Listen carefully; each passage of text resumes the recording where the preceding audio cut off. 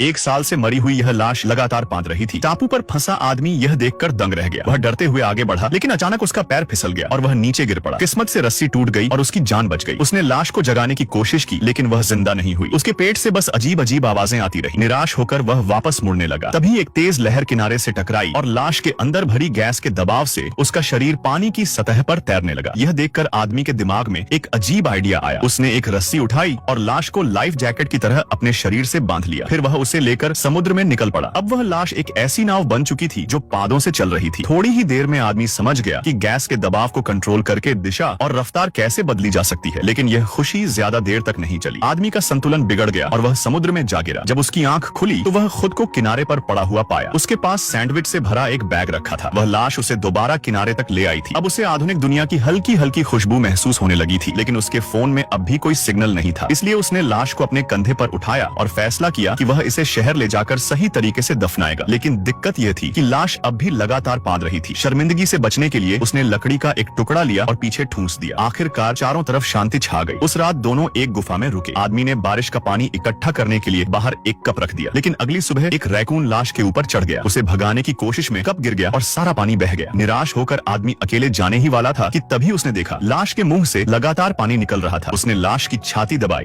और भी ज्यादा पानी बाहर आने लगा। कुछ ही देर में लाश के अंदर का सारा पानी निकल गया। फिर अचानक वह बोलने लगी, लेकिन यह लाश सिर्फ बोल ही नहीं सकती थी। उसके हाथों की रगड़ से आग भी जलाई जा सकती थी। उसी रात आदमी ने पॉपकॉर्न तक बना डाले। अचानक पॉपकॉर्न का एक दाना लाश के गले में फंस गया। आदमी उसे निकालने दौड़ा। तभी उसे पता चला कि लाश का मुंह चीजों को गोली की तरह बाहर फेंक सकता है। उसने लाश के मुंह में पत्थर भर दिए और उसे बंदूक की तरह इस्तेमाल करने लगा। अब उसे खाने की कोई चिंता नहीं थी, यहाँ तक कि लाश के दांत चाकू की तरह और उसके हाथ कुल्हाड़ी की तरह काम आते थे। वह उसे एक स्विस आर्मी नाइफ की तरह इस्तेमाल करने लगा। धीरे धीरे उसकी मदद से आदमी सभ्यता के और करीब पहुंचने लगा। लेकिन जब आखिरकार उसके फोन में सिग्नल आया, तब भी उसने मदद के लिए कॉल नहीं किया, क्योंकि अब वह अपनी पुरानी जिंदगी में वापस नहीं जाना चाहता था।